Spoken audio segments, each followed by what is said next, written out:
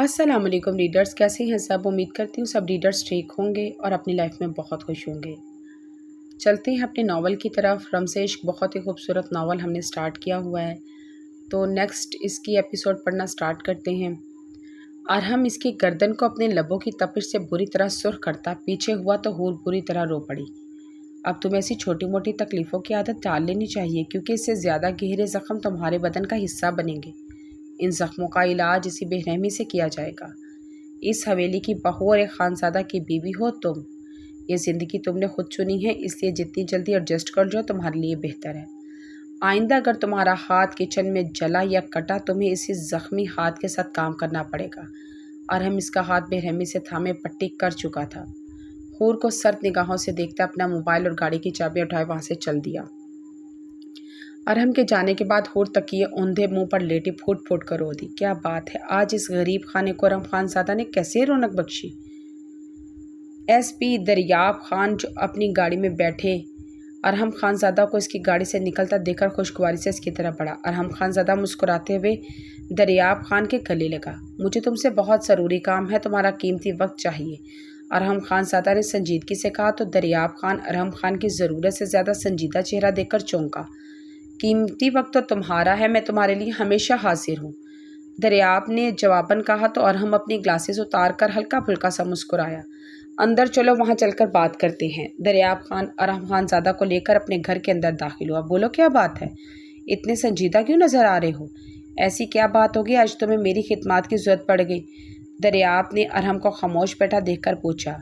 ارحم خان دریاب خان کے گھر کے عالی شان ڈرائنگ روم میں بیٹھا ہوا تھا۔ مجھے تمہاری مدد کی ضرورت ہے، میں نے اپنے ذرائع استعمال کرتے پوری کوشش کر لی ہے، مگر میں پتہ نہیں لگا سکا شاہ نواز خان نے پریزے کو کہاں رکھا ہوا ہے۔ وہ برکت خان کی حویلی میں نہیں ہے۔ ارحم بنا تمہید باندھے سیدھا اپنی بات پر آیا، جس کے لیے وہ خاص طور پر دریاب خان سے ملنے آیا تھا۔ ارحم خان کی بات پر دریاب خان صوفے پر سیدھا ہوا۔ کیا مطلب، پریزے کو کہاں رکھا ہے؟ دریاب خان نے حیرانگی سے پوچھا۔ اگر مجھے پتا ہوتا تو میں تمہارے پاس کیوں آتا؟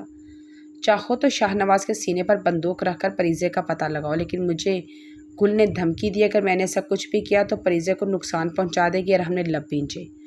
گل بھابھی ماں ہے پریزے کی، وہ کیسے نقصان پہنچا سکتی ہے؟ طلاق ہونے کا یہ مطلب نہیں کہ بھابھی تمہارے کیے کی سزا پریزے کو دے۔ وہ عورت کچھ بھی کر سکتی ہے، وہ اپنی ہی بیٹی کو نقصان پہنچا سکتی ہے۔ مجھے اس پر یقین نہیں رہا۔ میں اپنی بیٹی کو ان لوگوں کے پاس نہیں چھوڑ سکتا، مجھے ہر حال میں پریزے اپنے پاس چاہیے۔ ارحم غصے سے گرجا۔ ارحم اگر تمہیں پریزے کی اتنی پرواہ تھی تو تمہیں یہ سب کچھ کرتے ہوئے سوچنا چاہیے تھا۔ دریاب خان ارحم کی گردن کو پھونکتی رکھو اور اس کے سرخ چہرے کو دیکھ کر بولا۔ تم تک بھی خبر پہنچ گئی۔ ارحم نے تنزیہ مسکراتے ہوئے صوفے سے ٹیک لگائی۔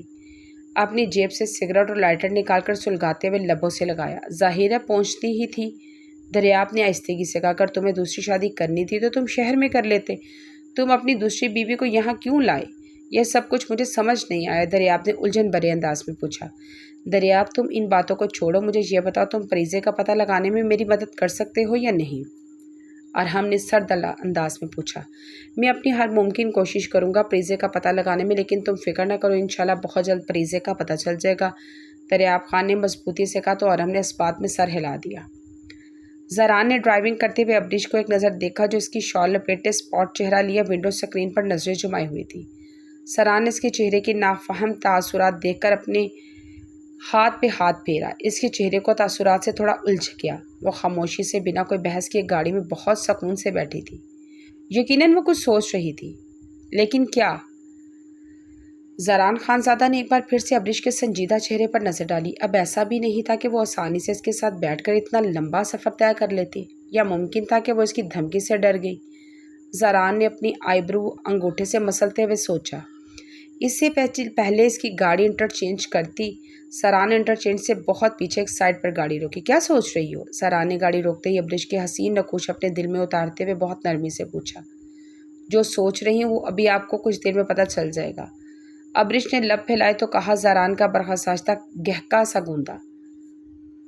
کہکا گونجا، وہ اس کے انداز پر کافی محفوظ ہوا۔ تو مائی ڈیئر فیوچر وائف، جو آپ سوچ رہی ہیں اس پر عمل کرنے کا سوچنا بھی مت، ورنہ یہ پسٹل کی گولی تمہاری کنپٹی سے آر پار ہو جائے گی۔ زران نے اپنی سیٹ کے نیچے سے پسٹل نکالتے ابریش کو کنپٹی پر پسٹل کی نوک رکھی۔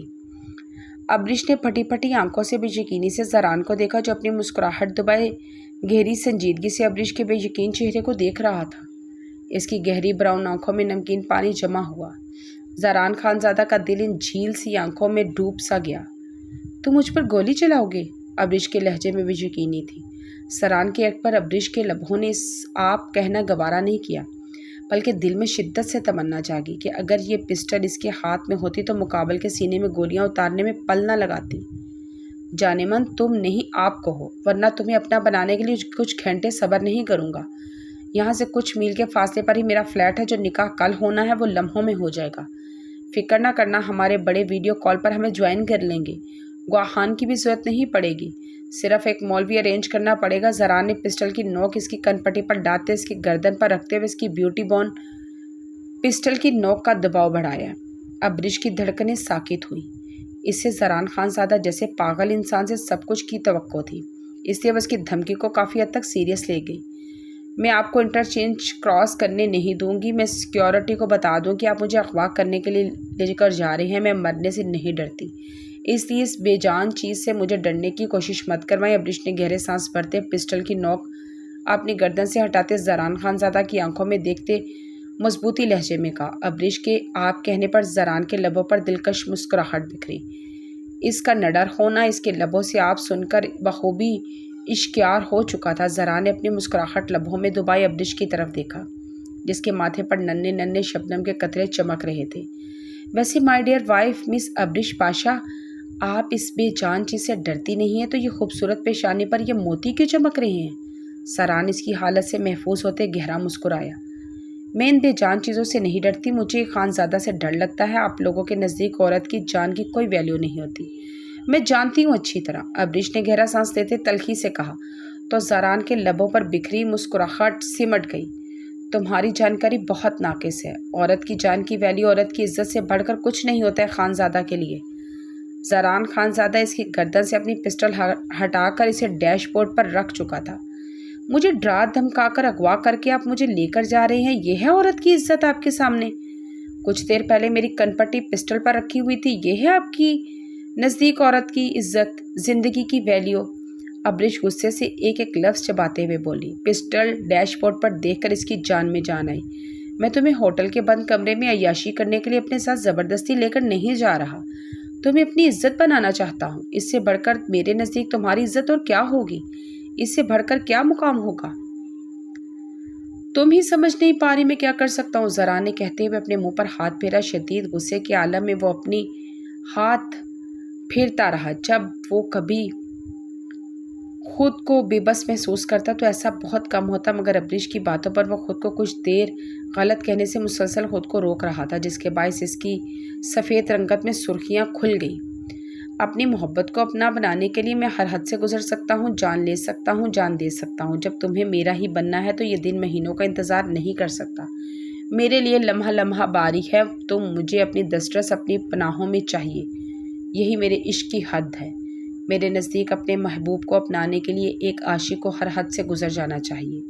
जो इश्क आपसे दूर चला जाए, वजह कोई भी हो, वो मुकद्दर का फ़ैसला नहीं बल्कि एक आशिक की नाकामी होती है। ऐसे आशिक को इश्क करने का कोई हक़ नहीं।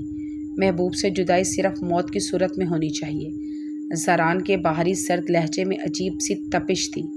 वो तपिश अब्रिश को अपनी रूह में सरायत करती महसूस हुई।